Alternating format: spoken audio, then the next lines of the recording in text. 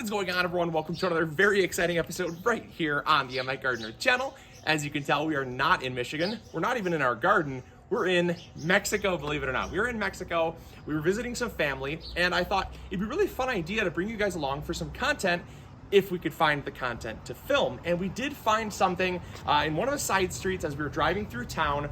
We found a really good example of something that you can apply to your garden if you're living in a desert-like location, or even if you're living in a place like Michigan. And that is the idea of a polyculture. So this home here is growing many plants basically in a single environment. There's a canopy of citrus, a canopy of lemons, and I'll get to the kind of why that's so amazing in a second. But then down below here in an understory, you have papayas, you have other papayas, you have what I believe to be maybe ginger. There's definitely some peppermint on the ground. There are some Monstera deliciosas, the Swiss cheese plants. There's another plant that I can't quite identify. There's another papaya there, all in this really close proximity. There's also a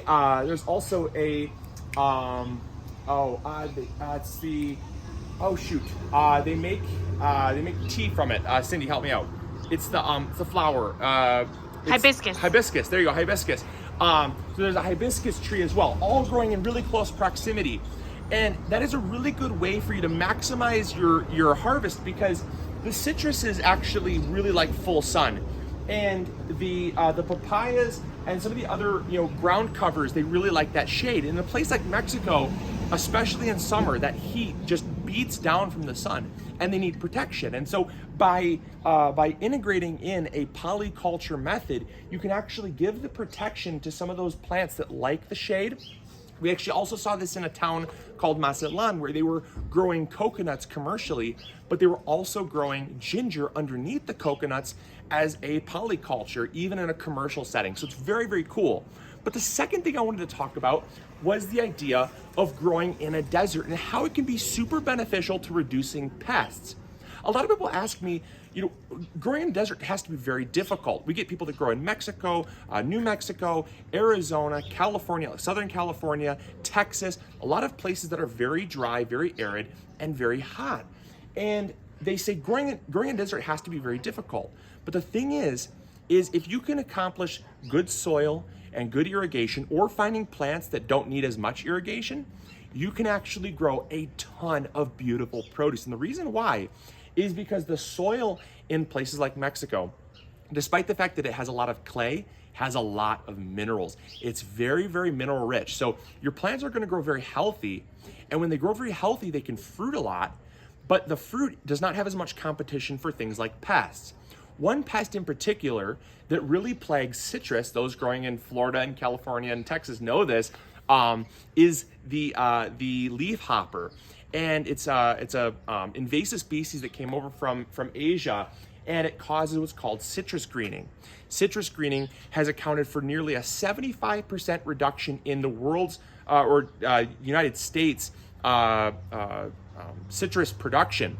And what you'll see here is that this is a standalone crop, not a monoculture, right? In a monoculture, we're growing thousands of plants, all of the same species, and it's very prone to invasive species, things like disease and pests and stuff like that. But this is a single tree standing alone, and it is absolutely loaded with fruit.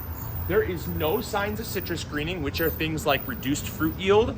The fruit drops off the tree early, as well as the leaves. The veins will show signs of chlorosis, which is the veins are dark green, but the outside of the leaf is yellow. There's absolutely zero signs of citrus greening whatsoever, and this tree is absolutely loaded, you guys. Absolutely loaded. So I'm gonna walk you guys around. I have Cindy point up here and look at just the amount of lemons. It's unbelievable how many lemons are on this tree. There are probably, I would say, between 3,000 and 5,000 lemons on this tree. It is absolutely insane, the sheer quantity. Coming over here to the edge here, this is the most insane thing ever. Look at the lemons hanging down from these branches. And this is how productive you can be in the desert with zero irrigation. These people are not watering. They do not have any irrigation. In fact, we're in a part of Mexico, a very central part of Mexico, that they rely solely on rainwater to even use for drinking water, things like toilets and sinks. So this tree, I know, is not getting prioritized for things like water. It is simply surviving off of the microclimate that they have created of using a polyculture and taking care of the soil, and then getting a tree established that likes that nice arid environment that's going to do well. And as you can see, it is thriving. Not to mention, it's a haven for things like honeybees. So I just thought I'd bring you guys along for this super quick episode, just kind of giving you some ideas of things that you can implement in your garden, both in Michigan as well as, you know, places like Mexico.